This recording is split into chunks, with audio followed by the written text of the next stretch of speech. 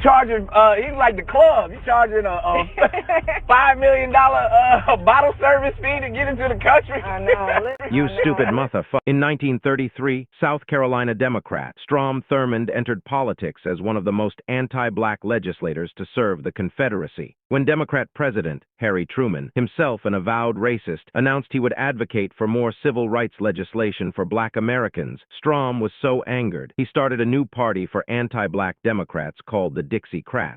In 1948, Strom ran for president under the Dixiecrat banner and won 4 southern states.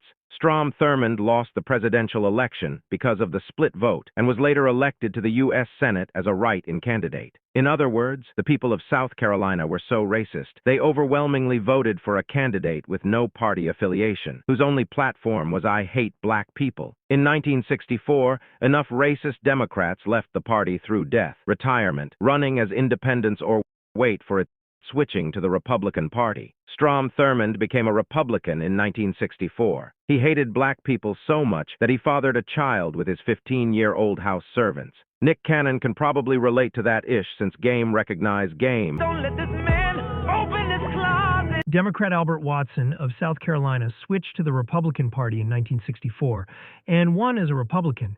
In 1965, Democrat Governor John Connally of Texas switched to the Republican Party in 1973. Jesse Helms of North Carolina, Dixiecrat, switched to Republican. Class of 1972, Trent Lott, a former Mississippi Democrat, joined the Republican Party in 1973 and was elected to the U.S. Senate. Ronald Reagan was a Democrat and a Union leader until 1962, when he became a Republican. There are many more who simply started their career as New Republicans after 1964.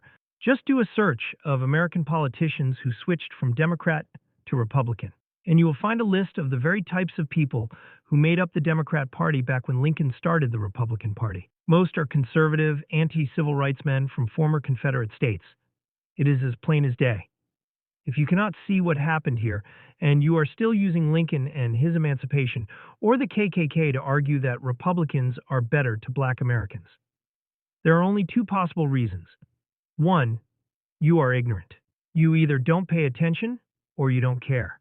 2, like Ted Cruz, you are just evil. You only care about power, money, and/or notoriety. In either case, you don't give a damn about black people, and to that I send a dark and tawdry SBD fart in your general direction. You, sir, are an asshole. Good day. I'm George Wallace, and I approve of this message.